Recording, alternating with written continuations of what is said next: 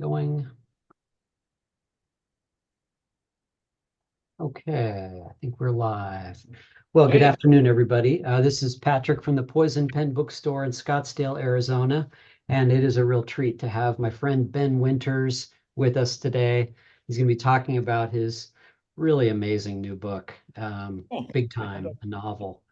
And Ben, it's great to see you, as great to always. see you too, Patrick. Thank you so much, and hello out there, everybody. I'm delighted to be with you. I Yeah, let like me it. just give you a quick intro, which is courtesy of Mulholland.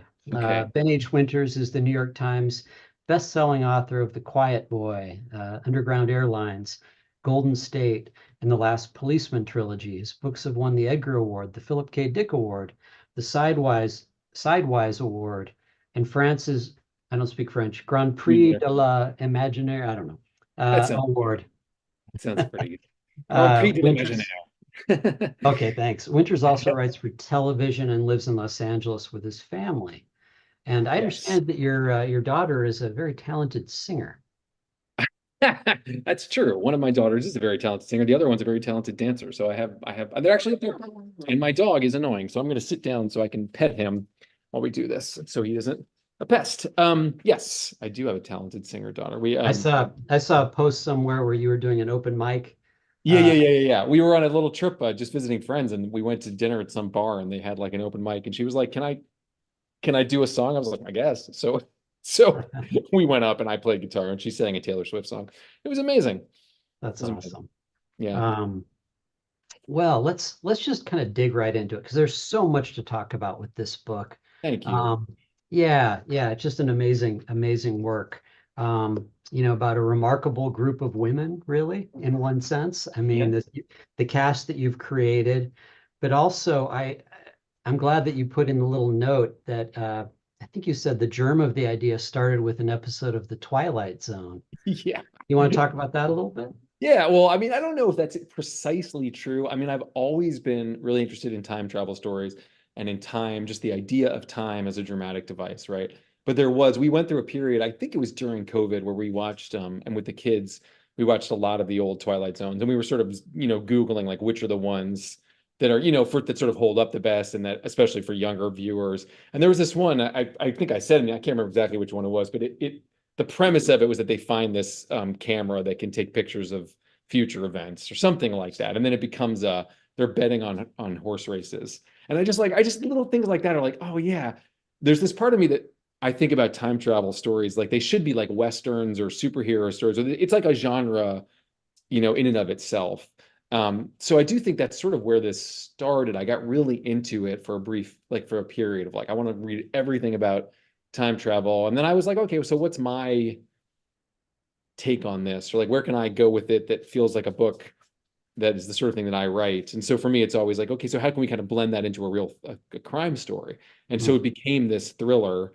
That is really, it's a race against the clock kind of story, which felt exactly appropriate. You know what I mean? Like that it is about racing against the clock. And then meanwhile, the sort of overriding metaphor of the book is about how time is like so precious, and yet what would happen if people could take it from us, you know?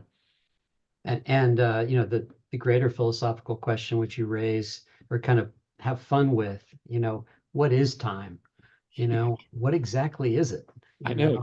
it's so weird. And like philosophers and scientists have been talking about this for a long time, and also writers. Like it's in so many different idioms, like the Yeah. ones I was just using, race against the clock, or like, running out of time.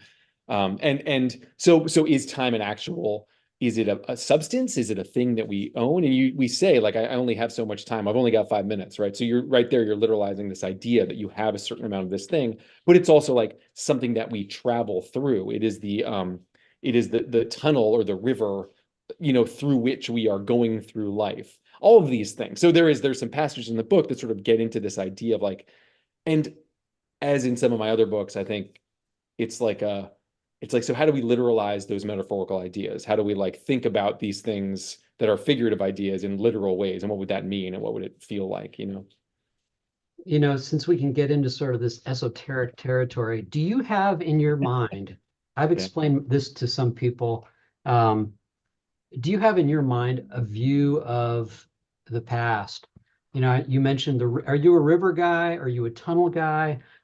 And when You you mean think in about terms of a controlling metaphor of what time is? yeah, well, when you Uh, think about I time and how it stretches backwards, does it follow a particular shape in your imagination? Or do you think about it that way? I think a road, to me, it's a road, right? Like if you think about the journey of your life, and we again, there's a whole nother set of metaphors about we're traveling on the journey of the path of life, or that we're walking down this road, two roads diverge in a wood, et cetera, right? So Hmm, like if you look back on your life, it's like, what is the journey that I have followed? And those are the years of your life that lay out behind you. And what's interesting is they also lay out in front of you. You just don't know how far, you don't know how many miles of road you've got left, right? You don't know right. how much sand is left in the hourglass or whatever the metaphor is, And in the book, the idea is that someone, I don't think it's a spoiler, like we get to this relatively early, the notion that it might be possible to quantify how much time somebody has as if it is an asset or a possession, like their physical form. They also have this certain stock of time. And what if you could take it? And then what happens to them? And what, how does it work? Sorry. Right. Well, just for the folks watching, can you just sort of, I don't know if you have a brief kind of introduction to the book and what it's about. We've talked about Sure. it a little bit, but then we can dig a little bit deeper. Yeah. Sorry, Archie, quiet. Shh. Sorry. I mean, basically, it is about the main character is a woman named Grace, who is like she's I'm gonna walk around for a second. She's a single mom who works at the FDA, and she's basically a like many of us middle-aged people, she is starting to feel like life has passed her by, right? And that she has no sort of controlling purpose, and that sort of the years of her life have left her in this kind of state Ah, where she's sort of like, what's my purpose? And then she discovers this strange photograph of a woman, sort of as she goes about her very boring job, she comes across what appears to be evidence that a woman has had this terrible experiment conducted upon her. And so Grace is activated to try to find the woman who appears to be missing. And meanwhile, we, the reader, have met this woman and we know that she has, in fact, been kidnapped and that someone is taking her somewhere and then she escapes. So it becomes a sort of, in a way, it's a very structured, like a very traditional thriller. Grace, our middle-aged, sort of melancholy, woman, is like she's trying to find this mysterious young woman at the same time as this vicious sort of mercenary character is also looking for her. And so structured like a thriller, but one that leads to this sort of conspiracy, almost like a corporate conspiracy novel where we are finding out what was done to this woman and why, and trying to save her before, and then ultimately to unearth the whole thing. So that's the bones of it, like in a lot of my work, Patrick, you've read a bunch of my books. Like there is this kind of, I try to deliver the kind of satisfactions of whether it's a thriller or a kind of a manhunt novel or a detective story, but then have this sort of larger science fiction conceit going on. Oh, excuse me. Hello. This is ah. this is Archie. Yeah, he's delightful, except when I'm trying to work or do something like this. Yeah. Well, and also there are these distinct early on, there are kind of you dial in on three main voices for a while. Then the cast broadens a bit with other folks. Yeah, yeah, yeah. But And I think those three main voices, Patrick, are like the protagonist, who is this unlikely hero, and then right. there is this woman who has been kidnapped and then escaped, and she's terrified, and there's something very strange going on inside of her mind that Right. she can't understand. So there's this sort of unraveling, and then there is Desiree, who is the Yes. just a badass mercenary, essentially, who kills and kidnaps for money. And that was a character I've never written anyone like that before, really. Just like truly, she's a pure villain. Although by the end of it, she has her own kind of a form of moral evolution. She was really fun to write, to be totally I honest. bet Like she that was kind of was. like when you're working, there's always one sort of, but usually there's one part of a book that's sort of like dessert. It's like, oh, this is like, oh, I'd get to write a chapter for her. It's so fun because she's just so mean and ruthless. And you give us little bits, little hints of who she is and what kind of background she comes from, and Yes, yes. she's obviously got some pretty heavy shit going on in her past that Yeah. she, Although what was fun for me about Desiree is that, and I sort of came upon this late in working on the novel, is that she is also, in a sense, a gig worker, right? Like a lot of people that we imagine were like, she's a mercenary, she's hired, it's project-based work, she gets paid a flat fee no matter how long it takes her. Right. And so there's these passages where she's hunting for this woman that she's contracted to kidnap and deliver, and she's thinking about how many hours it's taking her and how her fee amortizes out and how she's got to wrap this up so she can get another job. And like, I just think it's a very familiar feeling for a lot of people, of feeling under the gun in terms of time and money. And so even though Yeah. she is this ruthless killer character, there is an element of like, well, what's it like to be an Uber driver these days, or to be any kind of like, Yeah. or even someone who writes books for a living, or like, I'm paid, God, God willing, I'll keep getting paid to write books, but you get paid, the contract doesn't change depending how long it takes you. So there's always this like that. And so anyway, so it sort of feeds into the larger theme of the book, which is like, how do we think about the hours of our lives? And literally, what are they worth to us? So even from the bad guy, quote unquote, her point of view, we have that stream going on in the book. Have you found just in your own personal life this that you've had to take steps to reclaim your time, reclaim your life? I mean, constantly. I actually, as I've been thinking about this book, and especially since I've been talking about it with people, like I actually think it's, in a way, it's like the primary relationship in our lives is, what is our relationship to time? How do we think about the hours of our life? And like, you know, with stuff like social media, it's such a cliche at this point to be like, oh my God, it's such a waste of time. And there is value to it, to connecting with friends, to learning information, all that stuff. But we all know that it's also sort of ruthlessly designed to take our time from us, Right. right? And like, to like, when they talk about their their metric for success on their end is how many minutes of attention can we draw from people. We are paying them, we are literally paying them with the hours of our life. And like, that's kind of creepy when you really think about it. Like, Ben Winters will only get so many hours to walk around on this earth and do things and learn things and give to other people. And like, and like, here I am turning over, shoveling over these minutes into Instagram or whatever it is. It's like, that's interesting, And so, yeah, I think about it a lot. I mean, it's a struggle, especially as someone who, like, I work for myself in general. My work is project based. I am only paid on delivery of a finished manuscript. You get the advance, whatever. It's like, so I'm always thinking about, like, how long is this going to take? What is the best use of my time today? What projects might potentially be of value, whereas which projects are you kind of taking a flyer on? It's like all that stuff. Absolutely. Yeah. Um, so let's see here. Mm. Let's talk a little bit about yeah, we were talking before we got started here about what all we can say and what we can't say. I know Uh, it must be a big problem in your line of work, Patrick, when you're interviewing crime authors, because it's like, yes, what are the spoilers I'm tiptoeing around, right? right, right.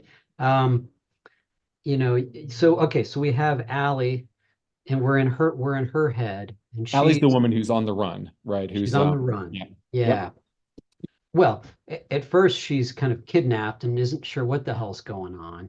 Yeah, Um, that's right. and we learn, we're in her head, which is an increasingly claustrophobic and strange place to be Yeah. I because mean, basically what happens is things start slipping out of her mind. Like, all of a sudden she can't remember the name of her husband, right? Like, she's all of a sudden just like, she has this kind of sense memory of like a guy with facial hair and a bowling jacket, but she can't get to the name.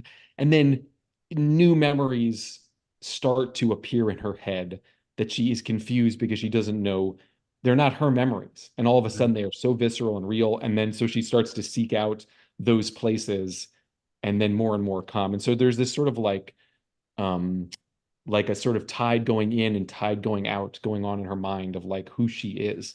And it's very distressing. And it was hard to write. It was a big challenge. And it's always hard to write things that are, I don't think it's like a psychotic break in that sense. Like, that's not what's happening. It's something that is a science fiction thing that's happening, but it is always mm, interesting to try to write anything that is like, it has to do with just like pure consciousness and like, what is it, how does it, like, how do we as human beings process thoughts, you know what I mean, and memories, and like, yeah, as opposed to writing like he walked into the room and there was a bookcase there, like, that's sort of actually trying to replicate the experience of thought. is like a kind of very interesting challenge as a writer. I remember, boy, reading James Joyce, I was just thinking trying. about that. Yep. Yeah, I mean, Yep. not to get super pretentious here on our video, but it seems to me like he was one of the people that really tried, especially with Ulysses. Yep. I haven't, I make no claim to have read Finnegan's Wake, although I No, have. I think, but actually, you're putting your finger on it. That I think one of the achievements of modernism, of the modernist sort of canon, was that we are going to try to take a step closer into to replicating what it feels like to think. And so Ulysses or the Virginia Woolf, To the Lighthouse, Mrs. Dalloway, like those books are, she's trying to just be like moment to moment inside of a brain. And like, I don't make any claim to be a writer at that level, but I think that those tools are available to us, because of the work that they were doing. Like George Eliot, it wouldn't have occurred to like in Middlemarch to try to, although to take that level of connection to the sort of moment to moment of thought. And so particularly with a character like that, where I'm writing this woman who is literally in a way losing her mind, like pieces of her mind are escaping from her, it is helpful to really try to write inside of her thoughts from that sort of deep point of view. And hopefully that's one of the pleasures of this particular book, Big Time, is that these three point of view characters have three very distinct, not only voices, but like means of presenting those voices. Like Grace is this kind of weary, and she's very like she's funny and she's droll and like she recognizes that life is a struggle. And so her voice is a little bit sarcastic and funny and like, and but then she gets this sort of call to heroism, you know what I mean? And we sort of take that journey with her. And Yeah. then we have her child, Yeah. who, in my opinion, steals the show. Oh, thank I you. thought River was just a remarkable character. Thank you very much. Tell River, us a little bit about River and how they function in yes, this book. River is Grace's child, Grace's only child, and they, as you say, are non-binary, they them pronouns. And River, and like so, River basically becomes Grace's sidekick essentially. Like River, and they have the kind of relationship that a lot of us have with our with our teenage children, which is that River is sarcastic and annoyed and annoying, and Grace is doing her best to be accepting of River's pronouns and River's presentation, and like, but like and I have a little experience with this, but like kids today, like kids always have their ways of being in the world that we might find confusing or potentially worried about them or like and yet it is everyone's prerogative to express their identity and to be who they are. And so anyway, so Grace has this relationship with her kid. She loves her kid, even though her kid is a pain in the ass. And River is very annoyed all the time by their mom and by and it's actually it offers a way of like Grace sees River looking at her. In other words, Grace sees her kid examining her and examining her choices. Like in other words, like I see my kids and they look at me and I know that the way that they are thinking about what it is to be an adult is by interrogating me and my wife and the way that we have chosen to live in the world. And so Grace's disappointment in herself and her sort of like she meant one day a long time ago she wanted to be a crusading lawyer and change the world and stand up for the little guy, and instead she is a kind of mid-level bureaucrat at the FDA examining medical devices, and she She feels like excels. She excels at what she does. right she's great at it, but she has this feeling like it doesn't matter. And Right. so when she looks at her kid, she is worried that River thinks, oh my god, my mom is this failure, my mom, Sell out.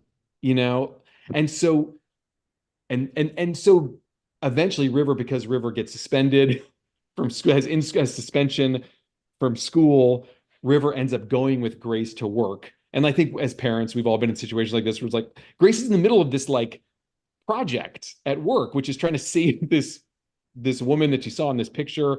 And now she has to take her kid to work. But River ends up helping Grace to find the woman, and the two of them kind of charge into it together, and it changes their relationship. And River grows and changes, and I don't know. I think River helps. It seems like River, they helps, and we do get little hints through the grandmother character about, and yeah, it's kind of a, not to interrupt myself, but it's kind of a multi-generational perspective you see here. yeah. Uh, Grace's mom, Kathy. We can go back to River in a second. It's just for your yeah, viewers. Grace's mom is Kathy. So the last piece of the puzzle, in the household. That Grace is not only raising, she's not only a single mom raising River, but she has her own mom, Kathy, who lives with her and is just an enormous pain in the ass because Kathy is like a lot of older people. She's not aging particularly gracefully. She does not like the fact that she is increasingly unable to take care of herself, and she's bitter about it. And like she's funny as shit, and she loves Grace, but she's also super critical of her. She's a ball buster. She's a ball buster, and in a way, having her in the book, first of all, it's just another point of view, but it's a way of sort of literalizing the metaphor of the book. Like we are all facing times passing, and like we're all one day will be where Kathy is, which is like thinking about those things. Like basically, there's a whole running thing in the book where she's been told she's not allowed to drive anymore, and she Right. wants to go to Costco. So one of the things that Grace is dealing with, even as Grace is trying to like charge across the country to save this girl's life, and like she's in danger and she's uncovered a conspiracy, her mom is calling and saying, "I want the car. I have to go to Costco. Do you need anything?" So it's like, what? But what were we saying? Oh yeah, but as someone who is dealing with the fact that she's running out of years of her life, it's hard.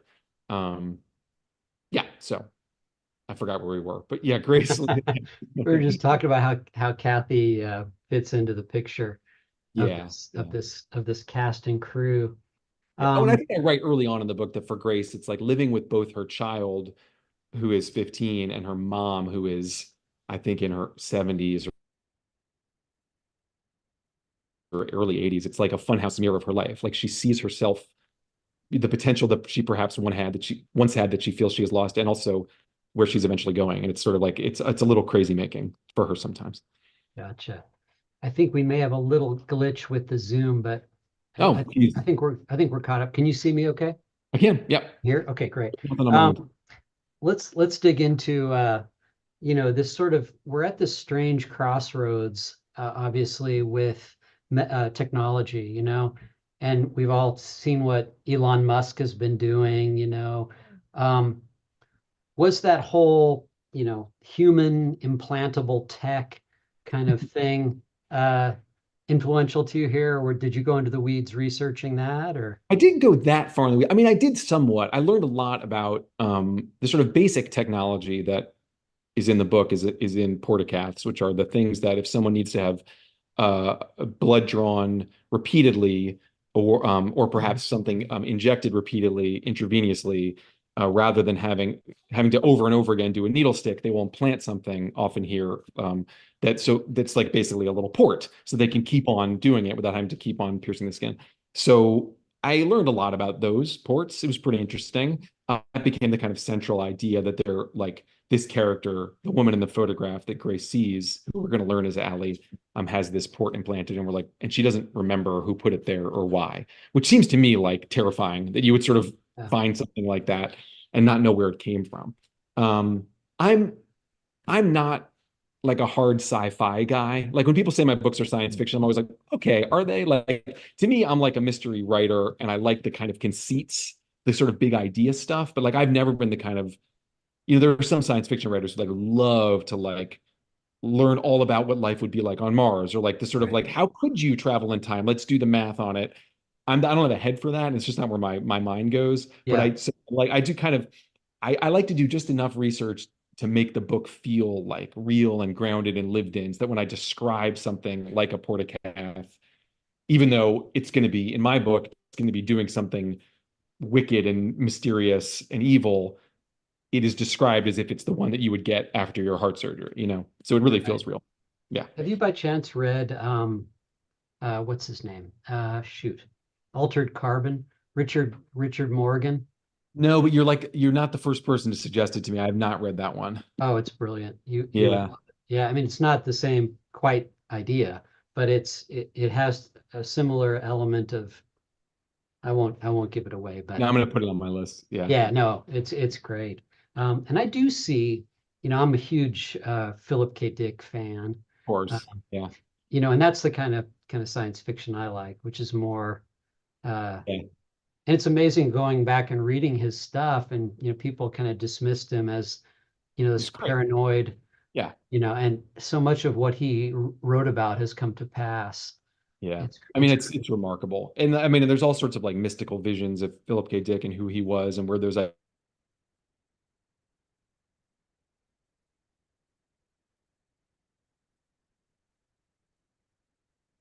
Uh-oh.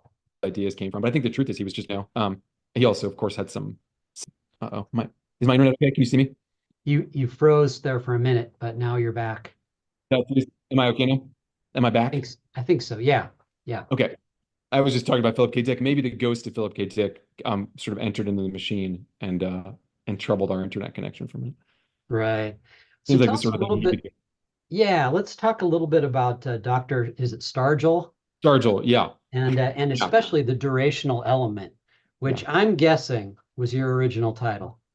No, but that's a good guess. I like that. I actually had this title. I had this title, I don't know, almost throughout. I had this title for a long time, which is pretty unusual for me. But I do like the durational. Yeah, I mean, basically, Dr. Stargell, like Grace, as she is trying to figure out where this portacath this came from, she's doing her research and she finds this academic paper in this obscure journal of philosophy and science about something called the durational element.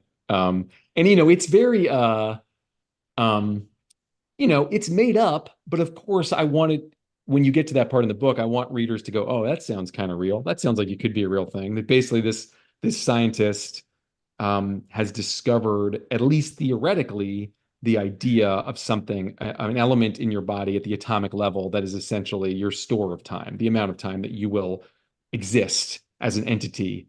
I won't even say on the planet. I'll say in the universe, like as an entity in the universe. And then when you run out of it, you're gone. And it would, now on a certain level, that's obviously impossible. That's a crazy idea. But there are so many things that we take for granted now that if one had seen them, say, in the Middle Ages, you would go, well, that's just magic. Even the idea of a light switch or certainly a smartphone or like the streaming, what we're doing right now, talking from a distance of however 100 miles, like, so I like to think about that when I propose science fiction conceits and trying to make them sound real. It's like we can't know what sorts of things sound impossible now that with enough progress and investigation might indeed be real. So try to present them that way. Well, then it's, some of what you bring up, I could imagine, a yogi deep in the Himalayas saying the same thing, Totally. And I think there is something cool about that, about the intersection of philosophy and science, that like, well, if we think about time, it is useful for us as human creatures who are trying to make the most of our lives to consider that time is limited and precious. And so, isn't it interesting to think that that might be literally so, that time is valuable and precious, and we only have a certain amount of it. So, what if that were so? The fact that the idea that that is physically true is useful intellectually and philosophically. And then, of course, we get into the larger thing of the book, which is just that if that were true, then of course that fact would be exploited, Yep. and any asset that one can imagine, whether it's labor or real estate or people's the hours of their lives, like if it exists, it will be stolen, leveraged, sold. You know what I mean? So that's Right. the book sort of is the wicked world that the book is hinting toward is what would Right. happen. Right. It seems to me that this book, I really love your previous book, a couple books back now, The Quiet Boy. It Thank you. seems No, like that was there's the a, last one. That was the most recent one before oh, the this most one. version? Okay. Yep, it was. I Well, would spend a couple years. we got this one too, though. That was a reissue. So the bonus room is a kind of asterisk because that book was actually titled Bedbugs and came out in 2011, and the publisher decided to reissue it with a new cover with a new title. Oh, I didn't realize that. There you Nice. go. Yep, yep, yep. Well, The Quiet Boy, you know, can we digress just for a moment and can you Sure. give them, because what an amazing book. And it seems like it's sort of spiritual kin in a way to some of the ideas that you express here. That's funny. And I saw one of the reviews somewhere mentioned that, and I was like, oh, a toy, like a teenager who has a fall and needs an emergency surgery, and then when he wakes up from the surgery, he is like catastrophically altered. That he basically has no emotions or thoughts and doesn't speak and simply walks in a circle and Yes. does that permanently.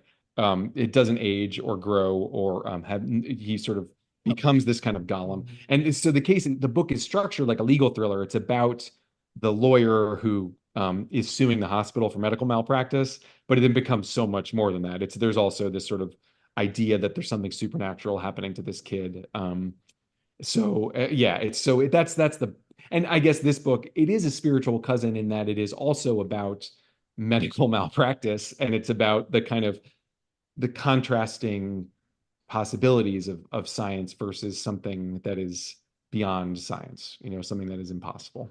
Right. I mean, just that image of him just walking in Yeah. that circle while the doctors are trying to figure out what the hell's going on. Yeah. Um, was there any kind of, I'm sure was that completely made up, or did you come across any cases of similar things? It's very made up. I mean, there are certainly things where people wake up from surgeries catastrophically and tragically altered. And there are, so I have to go back and look at my research on brain disorders. There's all sorts of astonishing and bizarre things that can happen to the human mind. And there's like they're called prion disorders, I think. That mad cow disease was a famous one where something can happen and then years. And this is the medical explanation that's ultimately offered in The Quiet Boy, in tension with the supernatural explanation that this kid had something kind of like a virus was buried in his mind a long time ago, and then something activated it, and it just the surgery activated it, and he ended up being so. Now, the point of the book is that of The Quiet Boy is that we never really fully get that. You as the reader must make your own decision about whether it was medical or supernatural what's happened to him. In this book, in Big Time, I think I am saying that it is real and that it is ultimately something that we have to, that the characters are right in sort of ringing the alarm bells about it and what it would mean, if people are Right. stealing from other people. Right. And as in this book, as these two people essentially begin to inhabit the same Yeah. vessel, Yeah. I could say, which may be a bit of a spoiler, but um, anyway, Well, we said, I mean, that basically like other memories are coming into her mind, and it's basically like we are witnessing this transition of yep. who she thought she was. Yeah, it's sort of hard to explain without reading it, but like she's the effect of having time taken from her has caused the universe to sort of to screw with her identity in an interesting way, basically. Right. It almost mimics, whether you believe in it or not, the dissociative identity Yeah. disorder in a sense. And I wish I could have been like a bird hearing you and Josh go back and forth with edits on this book. Thanks, You know, Jeff. you I just said about mentioned, Josh Kendall, my wonderful editor, Little Brown. Like, yeah, yeah, Josh Kendall, you sort of dedicated partly the book to him, who's a brilliant guy. he's a brilliant guy, and he's a very patient editor. And I think I said this in my acknowledgement, like he's so generous with his time because with this book in particular, and with certainly with Quiet Boy too, there are just so many iterations of the idea. And like with this one, it really started as being, it was just a much different book. It took me a while to get to the book that it is. And I think, which is sweet, but that like this one started as more of a corporate espionage book and it was sort of inside the corporation that was doing the evil things. And like I sort of had I had this urge to write something that was almost like a spy novel, like with corporate espionage. And then I sort of had to really peel back and go, no, I like the outsider characters. I like someone who doesn't know quiet, who doesn't know anything and is trying to figure out what the hell's going on. And that was Grace. And it was when I found Grace that that I really had the book. But it took some doing. Was Bernie kind of a nod to our friend Lou? No, it's so funny because I love that last name, Bernie, and I don't know that I realized I was taking Lou Bernie's name until what's funny is that then Lou blurbed the book, and so his name is on the cover, and then my wife was like, "Do you realize that's the same name as the character?" I was like, "Oh, that's so funny. I totally And didn't you've realize." got and you have a Lou in the book too. Do you want? Oh, who's Lou? Is he the her boss? He's her boss. Yeah, yeah, yeah. Isn't that No, right? I think it's all, Lou. yeah, that's right. All completely accidental and just like I think names just kind of get in your brain, you know what I mean? Yeah, that's really funny. Lou Bernie's a Well, great reader though. yeah, yeah. Let's see. There isn't really a whole lot more we can say here. Oh, I mean, You guys are in for a real treat, and before I open, the people are watching, and sorry everybody, I'm kind of flying solo, so I will pay attention to your questions and we'll ask some of them here. But before I do, tell us a little bit about what's going on with TV and Hollywood, some of those projects that you're working on. Oh yeah. Well, the big thing is this show Tracker, which is based on Jeffrey Deaver's novel, The Never Game, which I wrote the pilot, and now it's on. I'm an executive producer on the show, and it's on CBS on Sunday nights, and it's a big Wow. hit. We just got picked up for season 2. So here, if you haven't seen it, I hope people will tune in. I'm really proud of it. And if you know Jeff Deaver at all, he's the nicest guy, and it's a Oh great. yeah, He's just been he's been wonderful. great about it. Yeah, it's really fun. So that's the big thing. I mean, that's. So I'm so sorry, Archie. Be quiet, sweetie. Down. Good boy. Um, yeah, so that's been the big thing in TV, and TV's been weird because last year there was this epic strike. So we had started what was then called the Never Game. We shot the pilot at the end of October of 22, I think, and then CBS picked us up to series, and we were sort of getting going, and then there was the strike. So we weren't able to premiere until February. And but yeah, it's been great. It's been really fun and kind of it's a whirlwind. TV is a lot of work, but it's great. Was that your idea to adapt the book, or were you hired to? I was not my idea. I was very fortunate to get the gig. Basically, I'm the star of the show is this guy, Justin Hartley, who was on the show This Is Us. And he and Ken Olin, who's the director, they had basically come up with this idea. We should option this book for Justin to star in.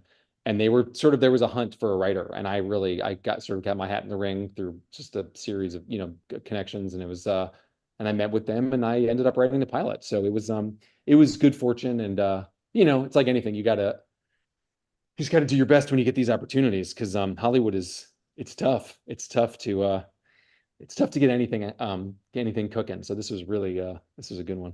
Do you like being in the writer's room? Do you, that kind of I process? do. I do. There's pros and cons as with everything. Just like there's pros and cons to writing a book where you're sort of all alone, except with your dog. You're all alone, and there's times when I'm working on a book when I'm like, God, I wish I had a writer's room right now. You know what I mean? I wish there was a group of people here that I could break story with. And in the writer's room, it's great. I mean, you basically it's the if you have the right group of collaborators, it is incredible generating story together. And then one person goes off and writes the script, and then there's all these the drawback of TV writing is just that there are so many levels of notes and you know that by the time you have the finished script, it can be very, very different than your original impulse, which can be good because oftentimes things get better, but also oftentimes you end up feeling like sort of disconnected from it in this way. Whereas with a book, it's like for better, for worse, it's all you. You know what I mean? Like you just it's the product of one mind. So it's just a different experience. Have I'm sure some of your books been optioned. Oh, yes, they have. And I've written pilots based on The Last Policeman. I wrote a pilot based on Golden State, but none of them have made it to air yet. I think that it's interesting because the experience of adapting Jeff's book and having it go has taught me a ton that I think will be useful to me as I move forward in my career and my attempts to get my own stuff on air. It's just like there's really interesting there's a very complex and tricky process of turning a book into a show, and I Mm, think I've learned a ton from this. So we'll see what happens next time around. cool. Let's see. Let me look for some of these questions. And we have an international audience. All right, Um, all right. yeah, let's You're getting a see real here. tour of my garage here because I sort of keep shifting positions to calm Archie down. But now I think we're good. Now, is this your office as well? Kind Kind of. of Basically, converted. it's a converted garage. We actually just did this like in the last month or two, so I'm getting used to it. It's a converted garage. It's mostly for the kids to hang out in, but I also have a desk set up in here, so when they're at school, I can do this sort of stuff. Let's see. Okay. Yeah, a friend. Okay, Stefania, who's our friend in Italy, watches a lot of our programs, and she's a big Right. fan of yours. All right. Um, she asks, Mr. Winters, what's your own relationship with time? Is it something relative?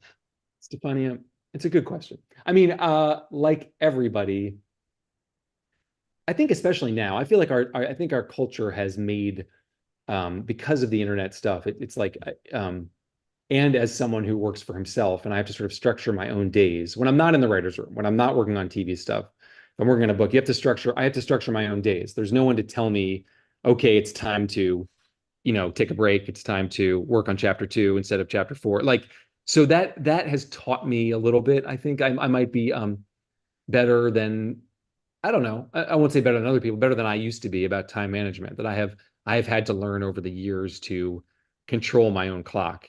I think one thing about being a writer that a lot of writers will tell you is that you can never fully feel like you're off the clock, like because you can all I could theoretically always be writing. So it's like, at the end of the workday, when I'm just hanging out with my kids or whatever, or like visiting with a friend, there's always a little part of me, at least, that's like, you should probably get back to work.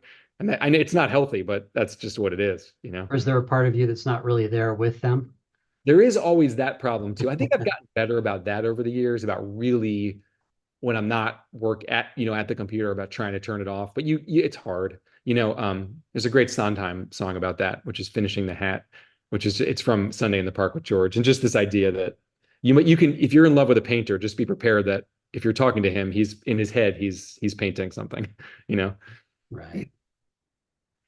Okay. Thank you Let's for the see. question, Stefania. Yeah. Um,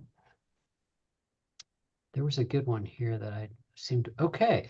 This is interesting. Writers in some way, I don't know if all writers, but are interested in having their work outlive them, creating an immortal Yeah, yeah, yeah. story, right? And the question is, what are the characteristics to make a character or a story immortal, in your opinion? I guess if you knew that. Yeah, yeah. It's the last line of the Shakespeare sonnet. So long lives this, and this gives life to thee. Like the that's the shall I compare thee to a summer's day. It's like you'll whatever. Um, if I knew, I would do it every time, I guess. And I think that's the sort of thing where like you gotta. It is a fool's game to try to chase something that just to try to create something because you think it will be successful or Right. you think it will be immortal. The best you can do is like follow those ideas that seem to speak to you and make you excited and interested and just like do your best. And then it's up to the showrunner on Tracker when once we had done the episode 1 and episode 2 and episode 3 and we were sort of getting ready to get on the air and like done the focus groups and that he's just like, well, now it's up to the TV gods. It's like, well, now it's just up to the literary marketplace. Like you got to just at a certain point it just goes out there, and whether it's successful or not, whether it outlives you or not, it's so out of your hands. You got to just go on to the next one. Right. Right. Well, Plus I'll be you're dead, so I won't care. I won't be that's here. true. Yeah.